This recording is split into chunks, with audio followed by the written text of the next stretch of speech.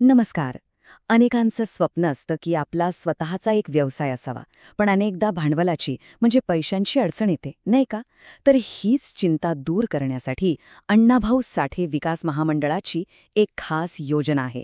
आज आपण ह्याच बिनव्याजी कर्ज योजनेबद्दल सविस्तर माहिती घेणार आहोत. म्हणजे बघा, व्यवसाय सुरू करायची इच्छा तर खूप असते, पण बँकेच्या कर्जाचं व्याज कसं फेडायचं हा एक मोठा प्रश्न असतो. जर कुणाला अशीच अडचण येत असेल तर ही माहिती त्यांच्यासाठी खूपच महत्वाची ठरू शकते. चला तर मग सगळ्यात आधी हे समजून घेऊया की ही योजना नेमकी आहे तरी काय.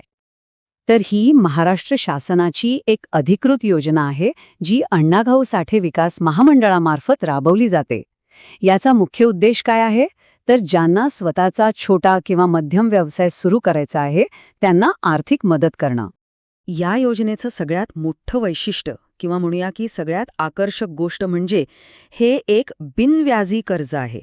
आता याचा अर्थ काय?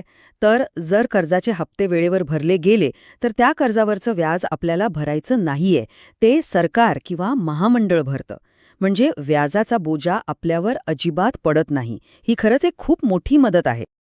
ठीक आहे, योजना तर चांगली आहे, पण मग प्रश्न येतो की यासाठी अर्ज कोण करू शकतं? चला, आता आपण पात्रतेचे निकष पाहूया. यासाठी काही फार अवघड अटी नाहीत, अगदी सोपी आहेत. पहिलं म्हणजे अर्ज करणारी व्यक्ती महाराष्ट्राची कायमची रहिवासी असावी. वय 18 ते 50 वर्षांच्या मध्ये हवं. कुटुंबाचं वार्षिक उत्पन्न 3 लाख रुपयांपेक्षा जास्त नसावं. आणि हो, एक महत्वाची अट म्हणजे कोणत्याही बँकेचं किंवा संस्थेचं कर्ज थकलेलं नसावं. आणि अर्थातच स्वतःचा व्यवसाय सुरू करण्याची मनापासून तयारी हवी. बरं, पात्रता समजली, पण या योजनेतून नक्की किती कर्ज मिळू शकतं? आणि दुसरे काही फायदे आहेत का? चला, तेही बघूया. आपल्या व्यवसायाचा प्रकार कोणता आहे, त्याचा प्रोजेक्ट रिपोर्ट कसा आहे, यावर अवलंबून या योजनेतून 1 लाख रुपयांपासून ते 5 लाख रुपयांपर्यंतचं कर्ज मिळू शकतं. आणि एवढंच नाही, काही खास प्रकरणांमध्ये महामंडळाकडून सबसिडी म्हणजे अनुदान किंवा थेट भांडवली मदतसुद्धा मिळण्याची तरतूद आहे. आता आपण येतोय सगळ्यात महत्त्वाच्या भागाकडे. ही संधी मिळवण्यासाठी ऑनलाईन अर्ज कसा करायचा, ही प्रक्रिया जरा नीट समजून घ्या, कारण ती खूप महत्त्वाची आहे.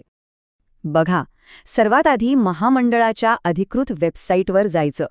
तिथे अप्लाय ऑनलाईन किंवा ऑनलाईन अर्ज करा असा पर्याय दिसेल. तो निवडून आपली नोंदणी करायची. एकदा नोंदणी झाली की तुम्हाला एक युजर आयडी आणि पासवर्ड मिळेल. त्याचा वापर करून लॉग इन करायचं.